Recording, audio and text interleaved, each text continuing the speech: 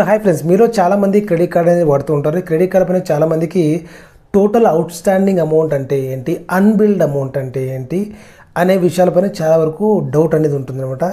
ఈ వీడియోలో నేను మీకు క్లుప్తంగా ఎక్స్ప్లెయిన్ చేస్తాను. ఎందుకంటే నేను క్రెడిట్ కార్డ్ దాదాపు 8 to 9 years నుంచి క్రెడిట్ కార్డ్ వాడుతున్నాను. నేను క్రెడిట్ కార్డ్ డిపార్ట్మెంట్లోనే వర్క్ చేస్తున్నాను, ఒక ప్రైవేట్ బ్యాంకింగ్ సెక్టర్లో. సో మీకు ఎటువంటి డౌట్ ఉన్నా కూడా క్రెడిట్ కార్డ్ గురించి నేనైతే ఈజీగా అడగచ్చు అనమాట. చలో లెటర్స్ గో టు టాపిక్. దానికంటే ముందు మీరు మన ఛానల్కి ఫస్ట్ టైం రీచ్ చేసినట్లయితే please subscribe and support my channel. Video ఖచ్చితంగా అయితే ఒక లైక్ అయితే ఇవ్వండి. చాలా ఎక్కువ మందికి రీచ్ అనేది అవుతుంది అనమాట. మీరు నాకు మంచి సపోర్ట్ ఇచ్చిన వాళ్ళు అయితే అవుతారు.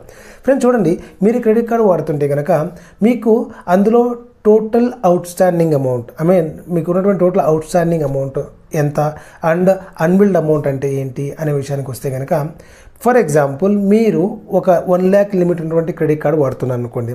ఆ 1 lakh ఉన్నటువంటి క్రెడిట్ కార్డులో మీరు ఒక 30,000 ఈఎంఐగా తీసుకొని ఏదో ఒక ప్రోడక్ట్ కొన్నారు. సో మిగిలింది 70,000 అనేది మీకు అవైలబుల్ క్రెడిట్ లిమిట్ ఉంటుంది. సో మీ అవైలబుల్ క్రెడిట్ లిమిట్లో నుంచి మళ్ళీ ఒక 10,000 అనేది మీరు స్వైప్ చేశారు. అది ఈఎంఐ కాదు, నార్మల్గా ట్రాన్సాక్షన్ అనేది చేశారనమాట.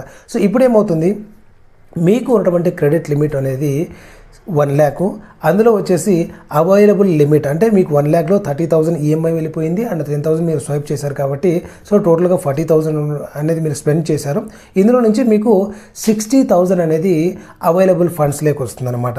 మరి ఇందులో నుంచి మీరు యూజ్ చేసిన ఈఎంఐ అండ్ మీరు వాడినటువంటి క్రెడిట్ లిమిట్ ఏదైతే స్వైప్ చేశారో రెండు కలిపి టోటల్ అవుట్ స్టాండింగ్ అమౌంట్ కిందకి వస్తుంది అనమాట. అవుట్ స్టాండింగ్ అమౌంట్ అంటే మీ క్రెడిట్ కార్డ్ పైన ఇంతవరకు పెండింగ్ ఉన్నటువంటి అమౌంట్ మనకి 40,000 అనేది ఉంటుందన్నమాట. మరి అన్బిల్డ్ అమౌంట్ అంటే ఏంటంటే ఏదైతే ఆల్రెడీ మీరు స్వైప్ చేసి బిల్ అవ్వలేదో దాన్ని అన్బిల్డ్ అమౌంట్ కింద చూపిస్తారనమాట. ఈ 10,000 ఏదైతే ఉందో అది బిల్ అవ్వలేదు కాబట్టి అన్బిల్డ్ కింద వస్తుందన్నమాట. సో మీరు ఏదైతే 30,000 యూజ్ చేసారో ఆ 30,000 ప్లస్ 10,000 రెండు కలిపి కూడా మీకు టోటల్ అవుట్ స్టాండింగ్ అమౌంట్ కిందికి వస్తుంది అనమాట. సో ఇదండి డిఫరెన్స్. సో మీరు టోటల్ అవుట్ స్టాండింగ్ అమౌంట్ అనేది క్లియర్ చేయాల్సిన అవసరం లేదు, ఎందుకంటే మీకు ఆల్రెడీ ఈఎంఐ మంత్ కడుతూ ఉంటారు. సో నెక్స్ట్ బిల్లు జనరేట్ అయ్యేటప్పుడు మీకు ఈ 10,000 ప్లస్ 30,000 నుంచి ఒక 5,000 ఈఎంఐ అనుకుందాము. ఒక 6 months పెట్టుకున్నారు, నో కాస్ట్ ఈఎంఐ అనుకుందాము.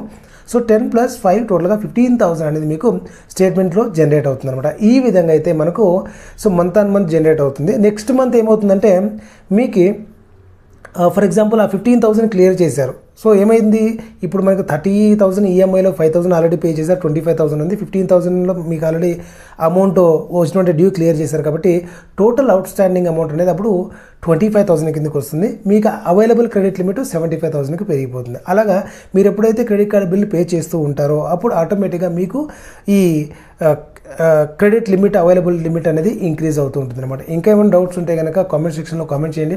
వీడియో నచ్చితే ఖచ్చితంగా ఒక లైక్ అయితే చేయండి. వీలైతే మీ ఫ్రెండ్స్ అండ్ ఫ్యామిలీ మెంబర్స్కి షేర్ చేయండి ఎవరికైతే ఈ ఇన్ఫర్మేషన్ రిక్వైర్మెంట్ ఉంటుందో.